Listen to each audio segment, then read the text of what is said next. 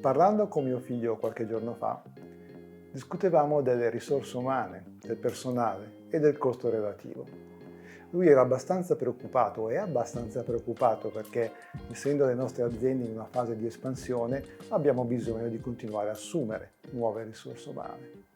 E lui, naturalmente, mi diceva: papà, assumere nuove personale in questo momento di espansione vuol dire crescere in modo consistente i costi della nostra azienda. E da lì è nata una riflessione, una discussione abbastanza approfondita sul concetto di costo del personale o sul concetto di investimento sul personale. Ecco, io ritengo che sia necessario fare un cambio culturale e interpretare il personale non come un costo, ma come una risorsa, come un investimento, come una capacità di creare valore per la nostra azienda. Un approccio totalmente diverso, un approccio più dinamico, un approccio che evita di creare delle spirali negative nelle aziende che considerano semplicemente le risorse umane come qualcosa da controllare, come qualcosa da limitare, come qualcosa da ridurre per trovare più economie di redditività. Ecco, considero che sia molto importante un approccio più dinamico, un approccio più evoluto, un approccio che ci permetta di dire: ok, ogni risorsa che entra nella nostra azienda è una grande opportunità. Però per fare ciò esistono delle regole. Esistono delle regole nelle selezioni, esistono delle regole nella scelta delle persone. E la regola principale, la regola più importante per me, è la scelta del talento. Attenzione, quando parliamo di talento non vuol dire la persona superiore, la persona con doti incredibili, introvabili. Vuol dire la persona con le giuste competenze per il lavoro che deve fare, con le giuste capacità di crescere, con le giuste capacità di svilupparsi. Non è facile questo tipo di percorso. Io personalmente ho sempre adottato questo criterio. Nel momento in cui devo fare della selezione, mi faccio 3 domande. La prima domanda è: cosa sto realmente cercando? Ecco, prima di tutto devo capire io cosa sto realmente cercando. Quali sono le competenze e le skill che sto cercando nella persona che dovrà svolgere un certo lavoro nella mia azienda. La seconda domanda è: che compatibilità ambientale voglio creare intorno a questa persona? Come voglio cambiare l'ambiente nella mia azienda o come non lo voglio cambiare? Quindi quali sono le caratteristiche di questa persona?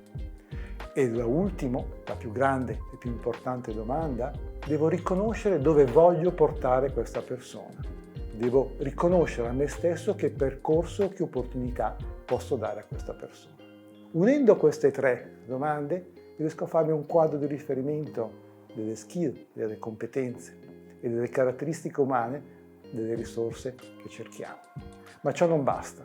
Quello che è necessario è mantenere attivo un percorso di crescita, mantenere attivo un percorso culturale, innovativo, che permetta alle persone, ai talenti che entrano nella tua azienda, di continuare a migliorarsi, di continuare a portare del valore e di continuare a crescere. E da ultimo, non devi avere paura di cambiare.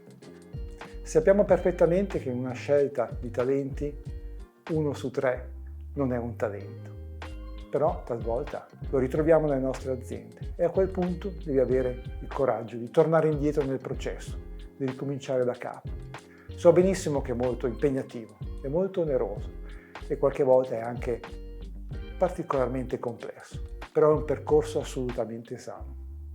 Se noi non cambiamo questo approccio, se noi non comprendiamo che le risorse sono un'opportunità, se noi non impariamo a fare le selezioni in modo qualificato, cercare i talenti e chiedere a questi talenti alle altre prestazioni, abbiamo un problema.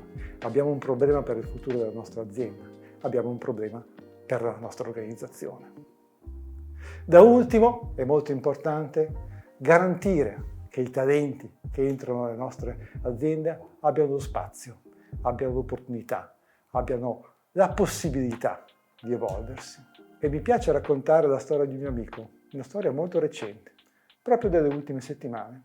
Si chiama Roberto, è un nome di fantasia naturalmente, è un grande manager in un'azienda finanziaria, occupa una posizione di rilievo nell'ambito di una multinazionale finanziaria, ha in mano un intero mercato, è una persona ad alte prestazioni, lavora da più di un decennio in questa azienda e ha il nome di questa azienda tatuato sul suo cuore. Ama moltissimo il suo lavoro, ama moltissimo il percorso che ha fatto professionalmente per creare il suo team. Da un paio di anni Roberto mi racconta la sua esperienza difficile con il management superiore internazionale, con gli obiettivi non chiari, con delle richieste che non combaciano con l'evoluzione dell'azienda e del mercato. L'azienda si è incamminata su un percorso di breve termine. Il manager superiore ha una visione di cortissimo termine e ha cominciato a interpretare le risorse umane come un costo. E da lì un deprezzamento del lavoro delle persone che lavorano in questa azienda. Contenimenti economici, licenziamenti, cambi ingiustificati. Roberto resiste perché è un lottatore, è un uomo ad alte prestazioni, resiste per un paio d'anni, poi alla fine il mercato decide che ci sono percorsi migliori per lui e lascia l'azienda.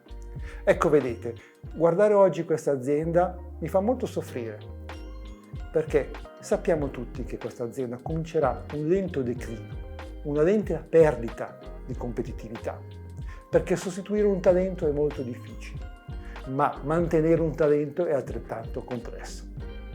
Io vi ringrazio e vi aspetto alla prossima. Ciao!